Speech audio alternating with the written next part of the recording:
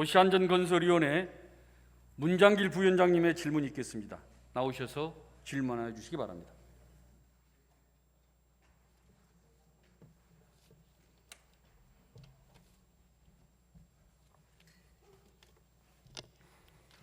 특히 이 저의 시정 질문을 바라보고 계시는 저를 뽑아주신 강서구의 발산동 주민 여러분, 화곡 3동 주민 여러분, 우장산동 주민 여러분, 안녕하십니까? 저는 도시안전건설위원회에서 의정활동을 하고 있는 문장길입니다. 시작하겠습니다. 교육감님 나와주시죠.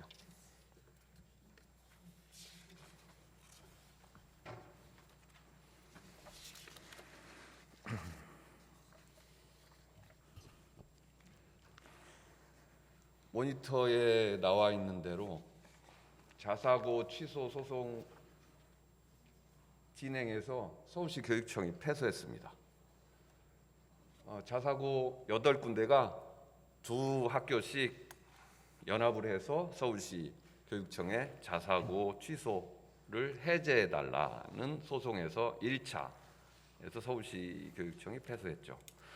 교육감님 하시고 싶은 말 많으시죠? 예, 맞습니다. 법원의 판단은 절차적 문제였다라고 판결 이유를 말했지만 서울시 교육청은 나름대로 판결하는 판사들의 편향, 좀 그 정치적인 성향 내지는 개인적 성향으로 인해서 서울시 교육청에 불리한 판단을 하였다라고 생각하고 계신다고 언론 보도를 통해서 들었습니다. 예. 그런데 재판부에서 이야기한 절차적 문제점은 무엇인지 간단하게 말씀 좀 해주시죠. 예, 사법부에서 한 부분은 이제 지표가 이게 5년마다 한 번씩 평가하는데요. 그 예측 가능성이 적었다 이렇게 이제 사법부는 판단을 했습니다. 저희는 물론 당연히 할 말이 많이 있습니다. 평가 기준의 예측 가능성을 그 자사고가 할 수 있었어야 된다 이렇게 근거로 삼았습니다. 저는 교육위원회 소속 의원도 아니고 교육위원회에서 활동하지도 않습니다.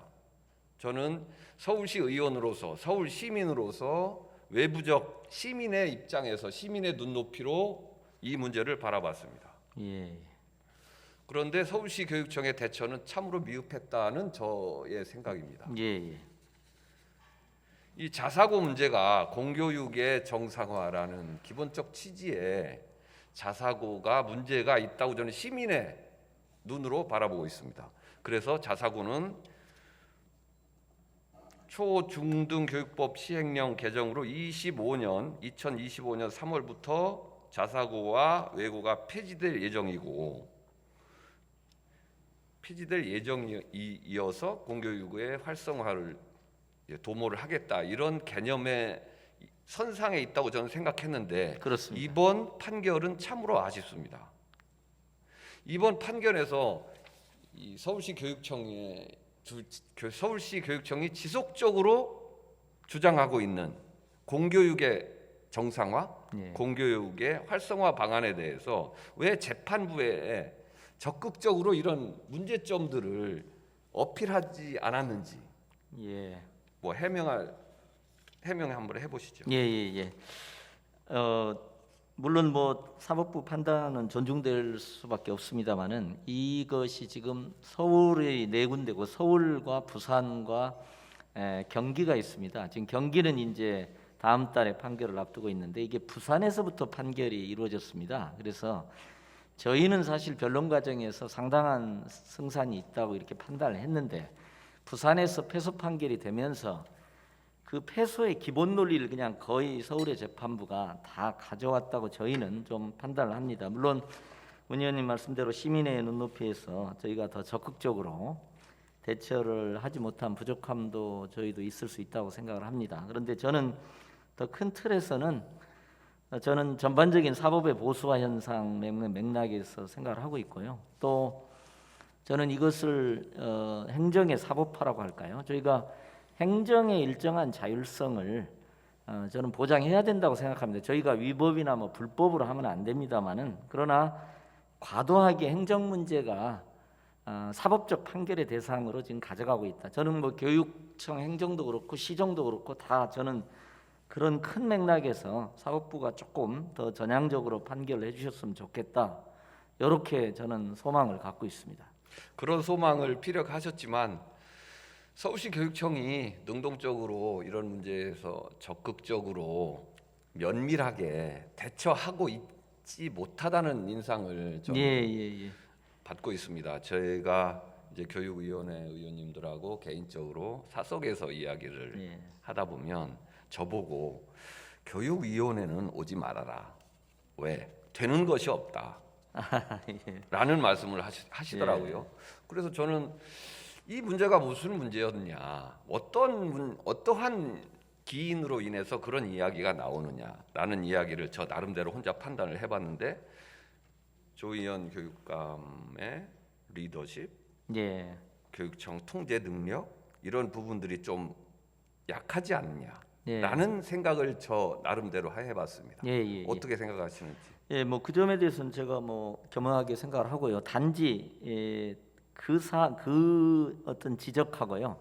이 자사고 판결 부분은 저희가 최선을 다했는데도 불구하고 외부적 판결이지 않습니까? 그래서 이 부분은 이제 단적으로 이렇습니다. 그러니까 5년 동안에 5년마다 평가가 이루어지는데요. 지금 저기 나와 있습니다만 2014년에 이제 운영 평가가 있는데 2015년에는 좀 변화가 있었습니다. 그러니까 2014년에 평가가 1차 있었고요. 2015년에 2차가 평가가 있었는데 기억하시겠습니다만은 제가 2014년에 취임을 했습니다. 자사고 폐지라는 그런 큰 슬로건을 가지고 제가 2014년에 취소를 했는데 더 전면적인 지표 변화를 생각했습니다만 당시 박근혜 정부 교육부와의 협의 과정 또 저희에 대한 반대 이런 걸 통해서 2015년부터는 어느 정도는 합의된 박근혜 정부 교육부조차도 합의할 수 있는 방향에서 서로 평가 기준이 정리가 됐습니다. 그러니까 4년 동안은 평가가 일관됐고 자사고가 충분히 예측할 수 있었다. 근데 5년 동안 평가 기준이 하나도 바뀌지 말아야 된다. 저는 그건 있을 수 없다는 생각을 개인적으로 갖고 있습니다. 왜냐하면은 예컨대 사학의 공공성 문제가 굉장히 부각되지 않습니까? 그러면은 그 부분이 감점이라든가 이런 걸로 지금 반영이 된 겁니다. 그러니까 4년 동안의 시대적 변화와 탄핵도 있었죠. 그런 시대적 변화를 반영해서 재량지표에서 교육부가 저에게 허용한 범위 내에서 이 부분적인 변화를 한 것이고 그건 자사고도 충분히 예측할 수 있었다. 저희 이제 그렇게 보는데 거기서부터는 이제 사법부가 사실은 판결을 이렇게도 할 수 있고 저렇게도 할 수 있는 여지가 있습니다. 예, 죄송합니다. 좀 길어져서 죄송합니다. 그럼 앞으로 2심, 3심이 남아 있죠. 예. 2심, 3심의 결과는 어떻게 예측하고 어떻게 대처하실 예정이십니까? 예. 중요한 말씀이시고요. 저희는 일단 자사고도 서울의 학교이기 때문에 학교 부담이 너무 큽니다. 저희도 지금 소송 비용이 많이 들었습니다만 자사고도 힘들기 때문에 저희가 1차적으로는 지금 병합 심리를 요청해 놓은 상태입니다. 그래서 8개가 동일한 패턴 4개 재판부입니다만 동일하기 때문에 병합 심리를 해주기를 일단 소망하고 있고요.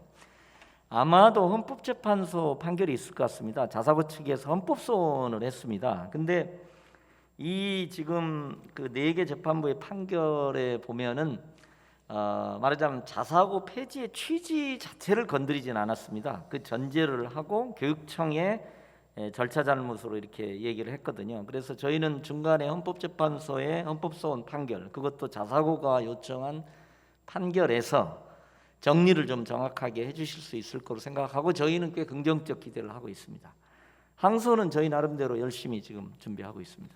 네, 잘 준비하셔서 조희연 교육감의 교육 철학, 조희연 교육감이 이루고자 하는 서울 교육을 잘 실현시켜 주시기 바랍니다. 좀 부족한 점은 더 보완하겠습니다. 네, 다음 주제로 넘어가시죠. 자, 학생 인권 조례가 공포된 지 9년이 지났습니다. 아마도 조희연 교육감의 취임 시점에 조례가 공포되었죠. 그런데 이 좋은 학생 인권 조례 좋은 취지가 현재 교육 현장에서 자라나는 우리 미래 세대의 학생들에게 제대로 적용되고 있는가에 대한 의문이 있습니다. 본 의원이 깜짝 놀란 그 외신이 하나 있었습니다. 일본에서 중학교 여학생들의 속옷을 검사한다는 간단한 외신이 있었어요. 깜짝 놀랐죠. 이게 어느 시대에 시행되고 있는 복장 규율인가? 그래서 저는 한국에서는 우리나라에서는 과연 이런 일이 일어나지 않을까? 우리나라는 어떨까?라는 의문을 스스로 해봤습니다. 그래서 서울 시내에 있는 중학교, 고등학교 여학생들 여학교의 그 교칙을 제가 전수조사를 한번 해봤습니다. 놀랍게도 아직까지 여학생들의 속옷을 컬러를 규정하고 양말의 컬러를 규정하고 양말의 길이를 규정하고 머리의 길이를 규정하고 치마의 길이를 규정하고 머리 퍼머를 해야 하는 퍼머를 이제 허용을 해도 컬러를 규정합니다. 그리고 선천적 곱슬이면 그 학생이 선천적 곱슬이라는 의사의 소견서를 지니고 학생 주임한테 제출해야 됩니다. 이런 규정이 2021년도 서울시 여학교에서 일어나고 있습니다. 깜짝 놀랄 일이죠. 조희연 교육감은 지금 여태까지 10년의 서울시 교육을 책임진 수장이었습니다. 이런 일들이 일어나도록, 이런 일들이 현재까지 진행되도록 10년 동안 뭐 하셨습니까? 말씀 좀 해보시죠. 예. 문 의원님이 사실 교육위원이 아니심에도 불구하고 굉장히 중요한 의제를 계속 제기해 주셔서 저는 사실 감사한 마음으로 이렇게 받아들이고 있습니다. 그리고 이 문제는 이제 저희가 인권조례가 규정하고 있는 당연한 학생들의 권리와 또 학교의 현실 간에 이제 갭이 솔직히 좀 있습니다. 그리고 의원님들도 이제 아시겠지만 이게 주로 이제 사립학교에서 많이 거의 대다수가 사립학교입니다. 그래서 이제 다른 문제도 있습니다. 사학 공공성 문제도 공립 부분과 이제 사립 부분은 이제 사립학교의 자율이라는 그 틀 속에 숨어서 이렇게 조금 이루어지는 어떤 지점들이 좀 있습니다. 그래서 이번 문제에 대해서는 교육위원님들도 굉장히 강력하게 지적하시고 또 문 의원님이 요걸 지적하셔서 제가 요 부분은 부서에 명백히 지시를 했습니다. 요 부분은 확실하게 이번에 정리를 하자. 그래서 이제 문 의원님이 감사하게도 31개 학교를 얘기해서 지금 이렇게 진행이 되고 있습니다. 일단 1차적으로 자발적 전환이 중요하기 때문에 31개 학교 모두에 대해서 컨설팅을 하고 있습니다. 그래서 지금 한 반절 정도 이루어졌고요. 그래서 일단 컨설팅을 통해서 자발적인 학칙 개정이라든지 규제 폐지로 가고요. 만일 안 될 경우에는 직권조사를 통해서 그러니까 이겁니다. 뭐 예를 들면 속옷, 양말, 스타킹 이런 부분에 대해서는 저는 있을 수 없는 일이다 하고 이건 시대 변화에 우리 사실 학생들의 미래 역량 중에 하나는 미적 감수성이라고 저는 굳게 믿고 있고요. 저는 컬러풀한 학교를 만들어야 된다고 생각하고 다른 많은 현실과의 갭은 있습니다만 이 문제는 제가 확실하게 제가 이제 두발하고 두발 상태 문제나 두발 자유화 문제나 이런 부분들은 이미 일정 부분 시정을 했습니다. 100%는 안 있습니다만 그래서 이제 그런 여러 가지 학생들의 개성을 존중하는 권리 실현을 위한 노력을 이제 지속적으로 하고 있습니다만은 이번 기회에 이 주제에 한해서는 문 의원님이 좀 100% 만족하실 수 있도록 하겠습니다. 교육감께서 100% 만족할 수 있도록 시행을 조치를 취하겠다 이런 말씀을 하셨는데 저는 제 3년 동안의 선출직 의원 경험으로 되는 게 없다. 이 자리에 와서 나는 이렇게 하겠다. 서울시 교육행정을 이렇게 하겠다. 또 뭐 시장님도 조금 이따 말씀하시겠지만 시장도 이렇게 하겠다. 뭐 여기 본부장들, 실장들, 국장들 다 나와 있는데 이렇게 하겠다라고 이야기해서 그것이 실행되는 확률이 거의 없습니다. 거의 제로에 가깝습니다. 지금 교육감께서 문 의원이 걱정하는 바를 다 해소하겠다. 확실하게 해소하겠다고 말씀하셨지만 여태까지 교육감님이 뭘 하셨습니까? 10년 동안. 죄송합니다. 그런데 10년 동안 못한 일을 지금 문 의원이 제 임기가 이제 1년 남았습니다. 1년 동안 하겠습니까? 문 의원님이 불신의 깊이가 너무 깊으신 것 같습니다. 뿌리가 깊을 수밖에 없지요.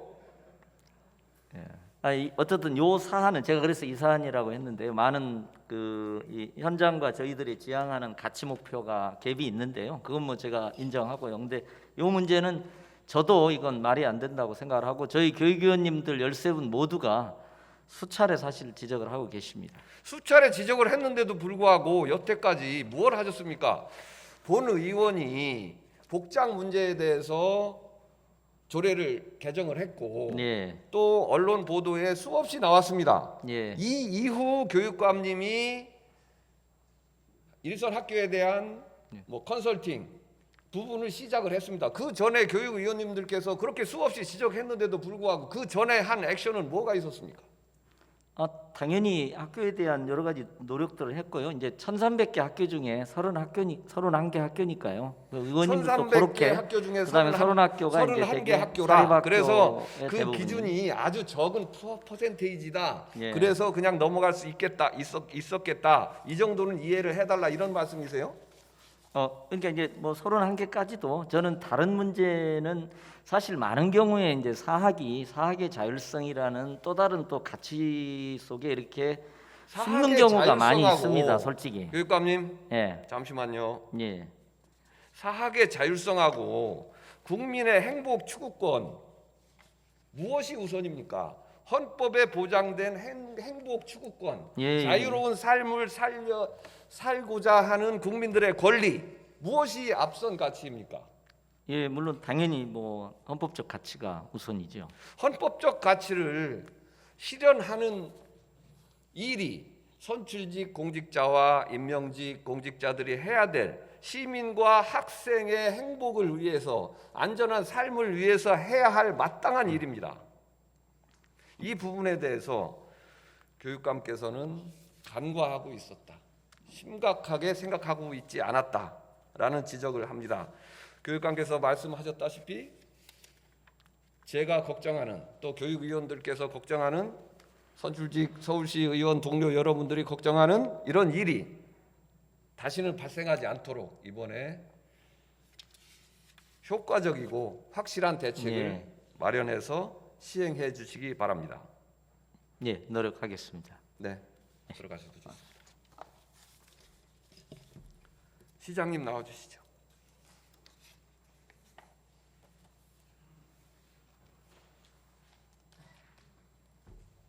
자, 고덕역이죠.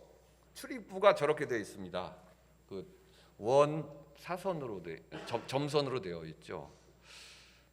자, 다음 고덕역 다음에는 계룡역, 그 다음에는 오장산역, 그 다음에 철산역, 그 다음에 장지역. 또 있나요 뒤에? 등등이 저렇습니다. 딱 보면 무슨 말을 하려고 하는지 시장님 딱 짐작하시겠죠? 짐작이 갑니다. 결론을 너무 빨리 이제 도출하면 안 되니까 제가 인트로를 조금 하겠습니다. 1호선은 74년도에 지어졌어요. 그러면 지금이 한 46년, 50년 됐어요. 그리고 2, 3, 4, 5, 6호선이 지어졌죠. 근데 그 초창기에는 역사의 냉방 장치조차도 지어지지 않았었어요. 그럼 어떻게 할까요? 지금 50년인 거의 50년이 지났고 이제 이 시설들은 우리와 우리 자손들 50년 동안은 더 유지를 해야 될 것입니다.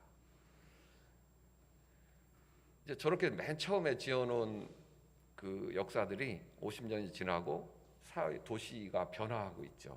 변화하는 변화에 제대로 응대하지 못했어요. 또 도시의 변화도 변하지만 시민들의 요구도 많이 변화되고 있어요. 아주 적극적으로 시민들의 불편 사항에 대해서 개선해달라는 요구가 서울시에 빗발치죠.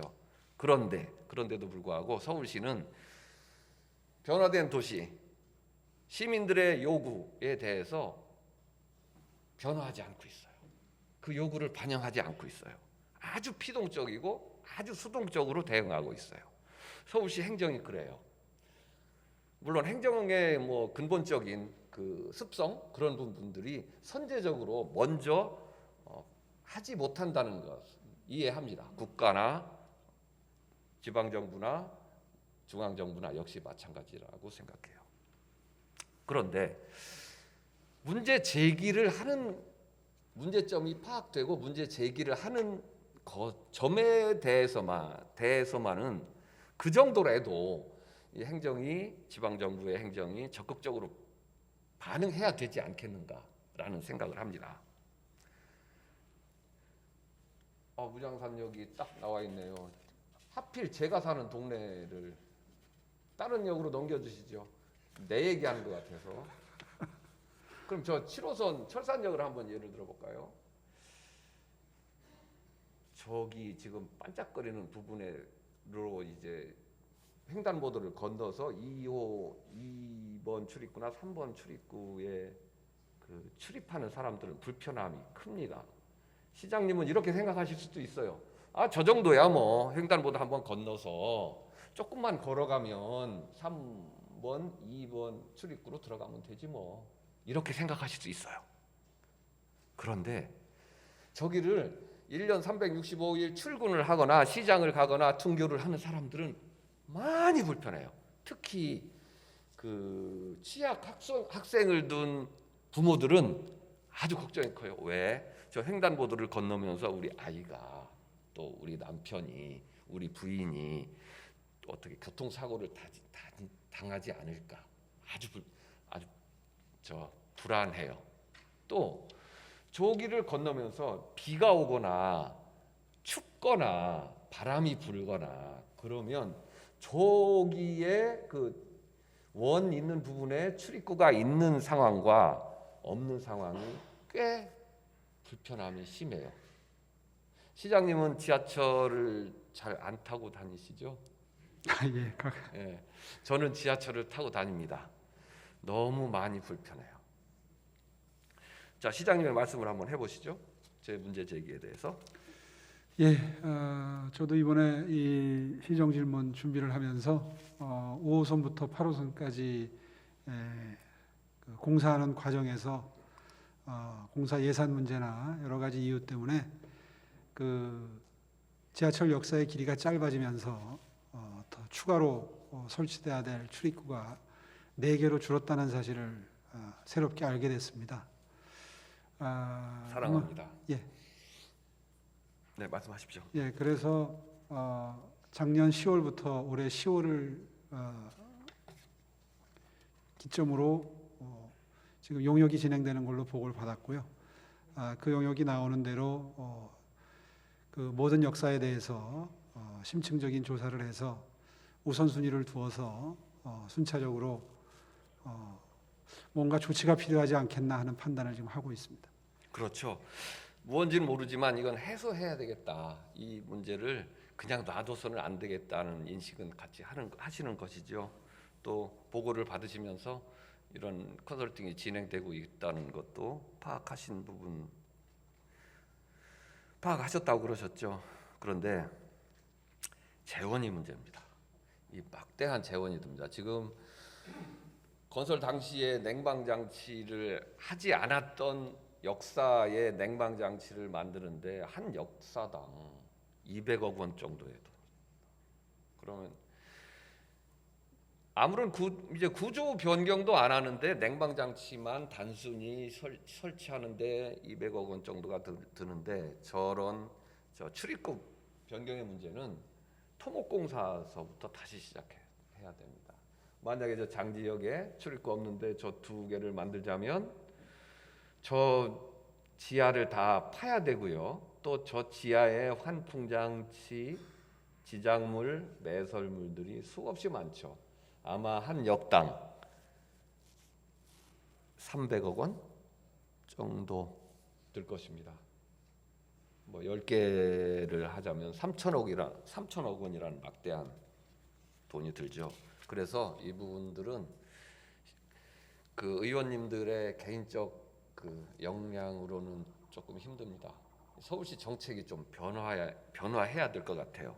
그냥 건설해놓고 한 번도 재점검이 없었던 서울시 그 지하철 출입구 또 미세먼지, 소음 전체에 대한 재건설이라는 개념으로 한번 접근해야 될 것 같습니다.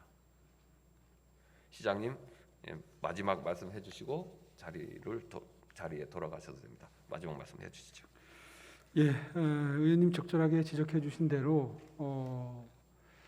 예산 문제 때문에 아마 처음에 출입구를 최소화하는 것으로 방침을 정했던 것으로 짐작이 되는데 그 이후에 아파트가 지어진다거나 개발이 된다거나 하는 과정을 거쳐서 이제 주거 환경이 좀 달라지면서 이용자 숫자도 늘어나게 되고 이런 지역들이 적잖이 있을 거라고 생각을 합니다.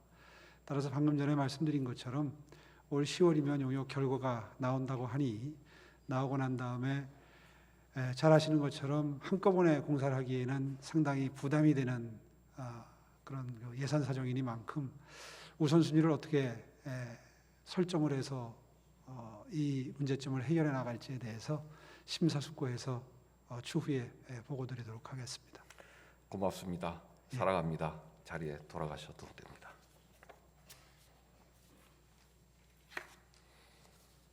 다음 꼭지로 넘어가 보죠. 수도 계량기 문제 띄워주시고요. 그 상수도 사업본부장님 나와주시죠.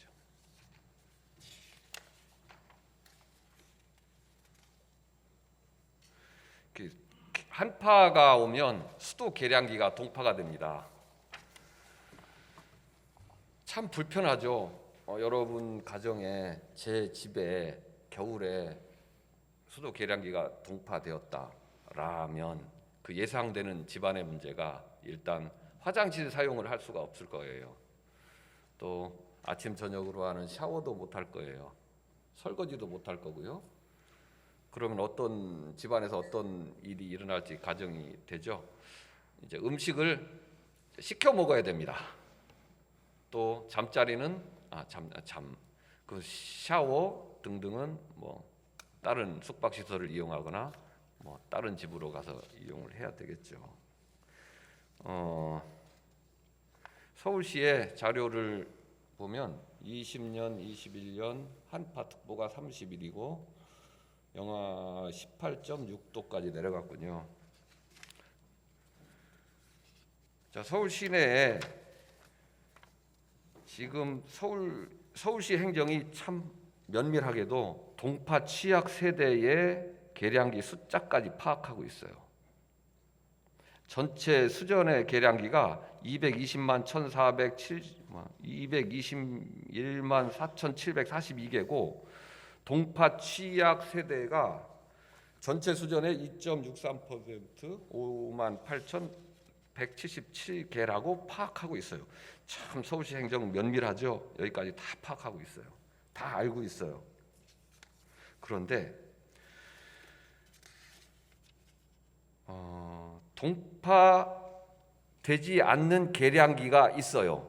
동파되는 계량기도 있고 한파가 와도 동파되지 않는 계량기가 있어요. 그런데 동파되지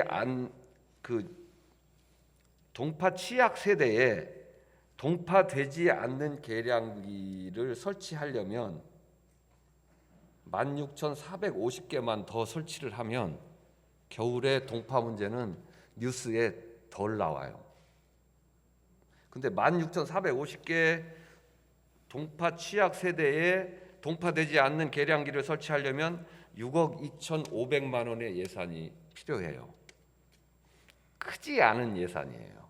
서울시는 이런 문제를 상수도 사업본부는 다 파악하고 있었어요.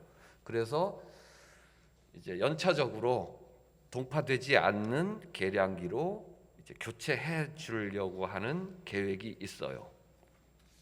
제 본의원이 상수도 사업본부장님과 시장님께 말씀드립니다. 내년 예산 6억 2,500만 원을 투입해서 동파되는 계량기가 설치되어 있는 동파 치약 세대에 전액 한 번에 내년에 교체해 주십시오. 이 불편함을 우리는 모릅니다. 저나 시장님이나 아주 좋은 집에 살고 있어요. 좋은 집은 동파되지 않아요. 어려운 사람들, 가난한 사람들, 반지하에 있는 사람들, 추위에 노출된 시민들, 어려운 시민들이 사는 집이 동파돼요. 엊그제 상수도 사업본부장님하고 통화했어요. 상수도 사업본부장님 뭐라고 말씀하시는지 아십니까? 좀 연차적으로 했으면 좋지 않겠는가. 저는 쓸데없는 소리 하지 말라 그랬어요. 상수도 사업본부장이 만약에 그렇게 대답을 한다면 시장님 발언대로 불러 올린다고 그랬어요. 그러니까 상수도 사업본부장께서 알겠습니다. 내년 예산을 확보해서 꼭 그렇게 하겠습니다라고 얘기했어요. 저도 노력할 겁니다. 김종환 그 환수위원장님께 제가 가서 협조를 구할 것입니다. 아셨죠? 네. 말씀해 보시죠. 여하튼 저희는 그 추가 예산 확보해서 적극적으로 추진하도록 하고요. 근데 이제 말씀 주신 내용 중에서 이게 이제 동파의 100% 안전한 것은 아니라서 그 시민 협조 부분이 중요합니다. 그래서 올해 그런 부분을 현장 그런 말씀을 하지 마십시오. 철저히 점검을 해서요. 잠시만요. 네. 우리는 우리의 할 바를 다 하면 됩니다. 시민들한테 이렇게 동파에 대비해서 뜨거운 열선으로 감고 피복으로 감고 비닐로 덮어라. 협조는 구할 수 있지만 시민들이 어떻게 저희의 협조 요구를 다 받아줍니까? 바빠서 못하고 오늘 집에 못 들어가서 그 액션을 못 취합니다. 거기까지 말씀하지 마세요. 자, 다시 한번 말씀합니다. 어떻게 하시겠어요? 네. 추가 예산을 확보해서 적극적으로 추진하겠습니다. 시장님 들으셨죠? 네, 고맙습니다. 들어가셔도 됩니다. 8분 남았군요.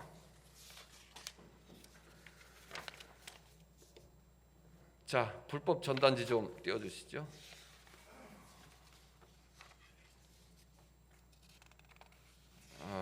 서울시 도도와 주택가 우리 집의 현관 주택가 도로가 저분들의 넓은 광고판이 되었습니다. 일수라고 하는 소위 일수라고 말하는 그 작은 돈을 구워주는 업체들이 있습니다. 즉시 현금을 드리고 저분들이 저걸 쓰시는 분들은 금액이 100만 원, 300만 원, 500만 원, 1000만 원의 돈을 씁니다. 참 어려우신 분들이시죠. 100만 원이 없어서 저거를 저 일수 업체에 일수를 씁니다. 그럼 100만 원을 다 주는 게 아니죠. 선이자도 떼고 하루에 뭐 3,000원씩 30일이면 뭐 35일 갚아라 그러면 뭐 그냥 한 5% 정도의 이자를 내면 됩니다. 그런데 실제적으로 하루에 꼬박꼬박 내시는 분들이 없어요. 못해요. 저분들은 아주 어려운 대로 어려운 상황으로 이제 몰린 상태이기 때문에 우리들이 생각하면 하루에 100만 원을 갚으려면 3,000원씩 뭐 105일인가요? 이렇게 갚으면 돼요. 근데 갚을 수 있잖아요. 그 1,000만 원이면 하루에 33,000원씩 해서 그렇게 갚을 뭐 상식적으로는 할 수 있는데 저분들은 그렇게 못 해요. 그래서 최악의 경우 인권 유린의 상황으로도 가요. 저 일수를 하는 사람들이 참 독한 양반들이에요. 돈을 꺼주고 돈을 제때 못 갚으면 폭언, 욕설, 또 일상생활을 못하게 하는 부분으로까지 몰아가요. 인권 유린은 당연히 발생하는 것이고요. 어려운 분들은 더 어려운 상황으로 몰립니다. 저 부분에 대해서 제가 따로 시정 질문을 준비하고 있는데, 일단 단속을 해서 저 큰 광고판을 없애시죠. 그 다음에 또 유흥가에서 배포되고 있는 저 명함형 전단지들도 있습니다. 참 민망합니다. 읽기에도 보기에도. 일단 서울시에서 이 부분에 대한 강력한 단속을 통해서 일단 없애시죠. 제가 알기로는 꼭 비교하는 건 아닌데 타 지방자치정부에서는 이런 부분들을 강력하게 규제를 하고 단속을 해서 그 효과를 보고 있다는 소리를 들었어요. 우리 서울시에서도 저 부분을 체크를 해서 강력하게 단속을 했으면 합니다. 그렇게 하실 것이라고 믿고 이만 마치겠습니다. 만약에 제가 오늘 몇 곡지 준비한 일들이 잘 진행이 안 되고 그러면 다시 8월 임시회의, 11월 정례회의에 나와서 다시 한번 책임을 묻고 과정을 체크를 하도록 하겠습니다. 오랜 동안 들어주셔서 감사드립니다. 이상 마치겠습니다. 네, 문장길 부위원장님 수고하셨습니다.